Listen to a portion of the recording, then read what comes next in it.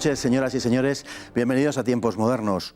Es muy conocida la presencia de tropas alemanas en África durante la Segunda Guerra Mundial, y quien más y quien menos ha oído hablar del Afrika Korps y del mariscal Rommel.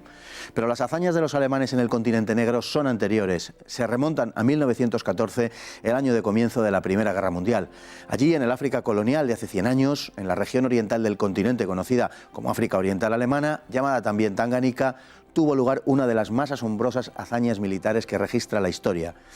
Mientras en otras zonas del continente las aisladas guarniciones alemanas sucumbían ante la abrumadora superioridad aliada, en Tanganica una pequeña fuerza alemana trajo en jaque a fuerzas enemigas mucho más numerosas durante 4 años sin ser jamás derrotada. El episodio es realmente asombroso y aquí se lo contamos. Cuando en 1914 estalló la Primera Guerra Mundial, los alemanes propusieron que África fuera declarada zona neutral, según los acuerdos alcanzados en el Tratado de Berlín en 1885, pero los británicos y los belgas tenían prevista la conquista del África alemana, así que rehusaron llegar a ningún acuerdo. La guerra se extendería también al continente negro. Confiados en el tratado, los alemanes no disponían de más contingentes que los necesarios para mantener el orden, y dado el dominio británico de los mares, tampoco tenían la posibilidad de hacer llegar más tropas a África. Así, en agosto de 1914, la colonia de Togo cayó en 3 semanas, a manos de una fuerza conjunta franco-británica de efectivos muy superiores.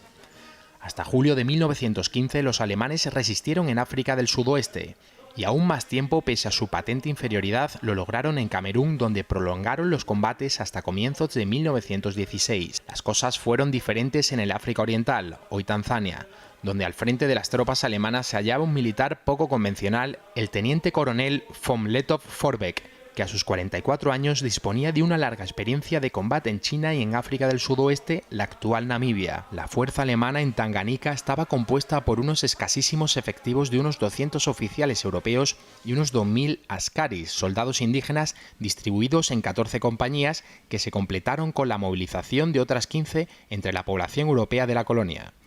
Los soldados indígenas pronto demostrarían su valía, valerosos y disciplinados, aunque dotados con un armamento precario y anticuado. A los primeros enfrentamientos en el Océano Índico le seguirían las operaciones en tierra. Con un impresionante dinamismo, Lettow se dirigió de inmediato a cortar el ferrocarril Mombasa-Kampala para aislar el interior e inutilizar el principal puerto keniano, esencial para la llegada de refuerzos británicos, al tiempo que aseguraba sus propios puertos de Tanga y Dar es Salaam y disponía la defensa en el sur frente a Rodesia. Todo ello con un armamento obsoleto, unos efectivos ridículamente escasos y nulas posibilidades de recibir ayuda desde Europa. Aunque las fuerzas británicas eran unas 5 veces superiores, fracasaron en la toma de Tanga, cuyos defensores indígenas los británicos creían presa fácil para sus tropas hindúes, en la que sería la primera de una larga serie de reveses durante los meses siguientes. Los ecos de aquella inesperada victoria alcanzaron la propia Alemania. En 1916, los aliados nombraron al general Jan Smuts general en jefe de unos 30.000 efectivos, británicos, indios y sudafricanos, muchos de ellos llegados de las otras partes de África donde los alemanes ya habían sido derrotados. Ante tal abismal desventaja, la táctica de Lettow fue la de evitar el presentar batalla en campo abierto y desarrollar una guerra de guerrillas. Su objetivo no podía ser derrotar a su enemigo, algo impensable, sino desgastarlo, golpeándolo donde él menos esperase. En el momento álgido de la campaña, los alemanes disponían de unos 11.500 hombres por 80.000 de los aliados, procedente de la Commonwealth, belgas y portugueses. En octubre de 1917, en Maigua llegaría la peor derrota para los aliados, que perdieron casi el 60% de sus efectivos por el 20% de bajas de Lettow, algo gravísimo porque no podía reemplazarlas. Fiel a su estilo, sin embargo, emprendió la invasión de Mozambique portugués, con enorme éxito. La guerra de guerrillas que desplegó contra los desesperados aliados le permitió mantenerse durante meses hasta regresar a su base en Tanganica y realizar expediciones a Rodesia y el Congo. El armisticio del 11 de noviembre de 1918 le cogió planeando la enésima ofensiva. Hubieron de rendirse a los británicos, que rindieron honores militares a los 155 oficiales y suboficiales, a los 1.168 askaris y 3.500 porteadores supervivientes de la increíble aventura alemana en África Oriental.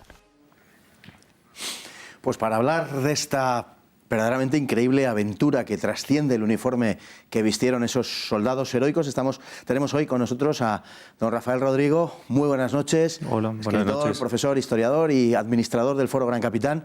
De verdad que es un placer tenerle aquí, además, para hablar de esta cuestión que teníamos usted y yo pendiente desde hace tiempo, por cierto. Muchas gracias, don Fernando, como siempre, por la invitación.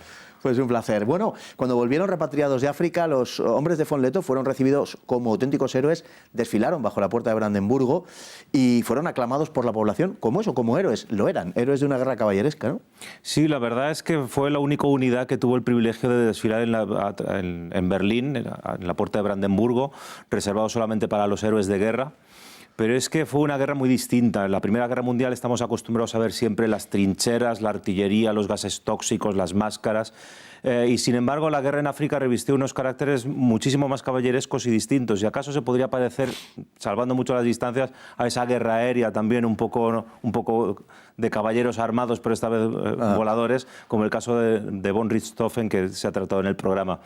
Lo cierto es que la relación que tenían los distintos oficiales entre ellos fue distinta de Europa. En Europa queda muy clara, por ejemplo, o se ha destacado mucho lo que es la tregua de Navidad de 1914. En África no solamente hubo tregua, es que incluso los oficiales llegaron a regalarse entre ellos hasta un árbol de Navidad. O sea, sí, la relación que tenían era otra cosa distinta de las matanzas europeas.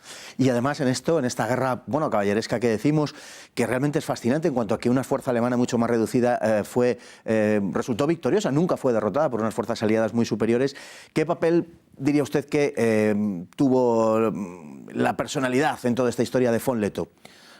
Lógicamente es capital, es decir, von Lettow supo asumir perfectamente qué rol tenía que desempeñar tanto él como la colonia de Tanganica, en este caso de la actual Tanzania. Supo convencer muy bien al gobernador alemán, al doctor von Schnee, de que no solamente debía ser una fuerza defensiva, sino que tenía que pasar inmediatamente a la defensiva con las tropas que tenía. Y además fue tanto un gran táctico como un gran estratega. Fue un gran táctico porque supo utilizar muy bien los pocos recursos que tenía, además los askaris y este soldado indígena tan sufrido. Y además fue un gran estratega porque siempre se dio cuenta de que la Primera Guerra Mundial no se gana en África. En África se estaba para desgastar a los aliados y para evitar precisamente que llegasen mayor cantidad de tropas y materiales a Europa. Y él siempre tuvo muy presente en todos los 4 años de combate que su fuerza militar debería ser de estar siempre operativa. No era cuestión de ganar la guerra. De hecho, se dice muy bien en el vídeo de introducción, en Maigua en 1917, pese a ser su mayor victoria, el número de bajas que tiene y sobre todo el gasto que tiene de cartuchos le hace tomar un rumbo totalmente distinto e invadir Mozambique. Claro, es que estamos hablando de una guerra de unas dimensiones muy diferentes a lo que sucedía en el frente oriental u occidental durante la Primera Guerra Mundial. De hecho, von Lettow llega en un barco a Mombasa en el que está también Karen Blixen, la célebre escritora Isaac Dinesen, ¿no?, de Memorias de África, yo creo que tan conocida por el gran público, porque en realidad las colonias europeas allí eran poco numerosas. Básicamente se trataba de administrar un territorio que pertenecía a otros pueblos, pero que estaba en distinto régimen colonial y no era, como digo, muy numerosa, por tanto las batallas tampoco lo fueron, ¿no?, en comparación. No, la población europea que hay en África realmente es muy limitada. Salvo 2 colonias, en la Argelia francesa, que yo contará hasta con 1 millón de habitantes franceses nacidos en Europa, pero eso ya estamos hablando de 1954, y la Sudáfrica blanca, cuya emigración casi es anterior al periodo colonial del imperialismo del siglo XIX. Karen Blixen, evidentemente, es un hito porque cuando sus memorias fueron llevadas a la gran pantalla, ¿quién no ha visto Memorias de África con Robert Redford y Meryl Streep? Es maravilloso. La Primera Guerra Mundial, además, aparece allí, parece tratada, es decir, si nos damos cuenta, Karen Blixen es una danesa. Hay otra película maravillosa que es La Reina de África, con Humphrey Bogart y Katharine Hepburn, y Bogart es un canadiense. Es decir, no necesita ser de la potencia colonizadora, pero el número de europeos que hay en África es francamente mínimo. Aún así, todos ellos son gente muy sufrida. O sea, es gente de fronteras, gente muy dura, salvando como siempre mucho las distancias. Me recuerda a los dragones de cuera del Virreinato de Nueva España, que sería un tema muy interesante de tratar, muy anterior del 7º de Caballería, cuando los españoles les derrotaban allí cheyennes y apaches. Y esta era gente de frontera muy dura que en cuanto comenzó la guerra se alistaron muchos de ellos voluntarios. Bueno, dando un pequeño salto en el tiempo, hay un aspecto controvertido en la vida de von Lettow que siempre se subraya, su distanciamiento del nazismo, del régimen que se instaura en Alemania en 1933. Sin embargo, él pertenece y es diputado incluso por el DNVP, el partido que se alía con Hitler.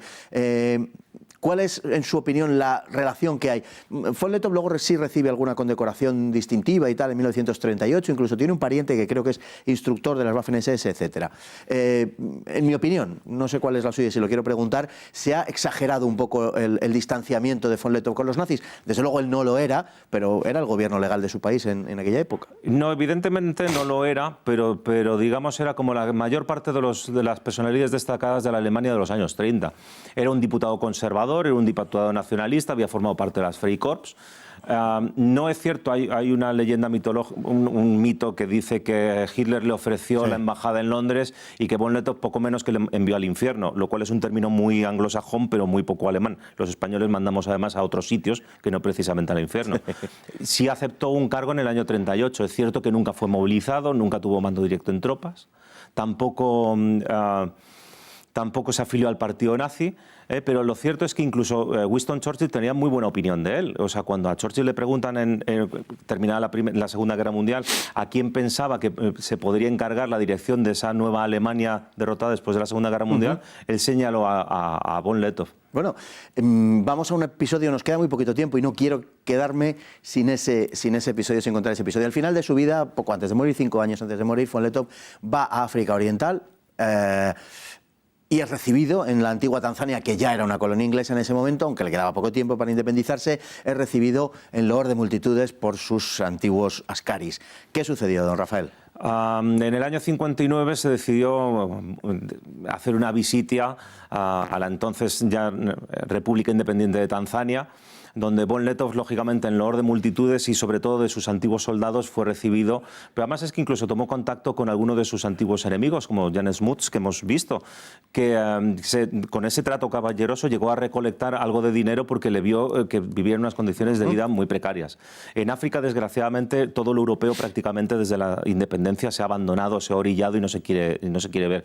Sin embargo, cuando murió Lettow en el año 64, el gobierno alemán tomó conciencia de que había unos veteranos de guerra pertenecientes al gobierno alemán y se decidió darles una pensión.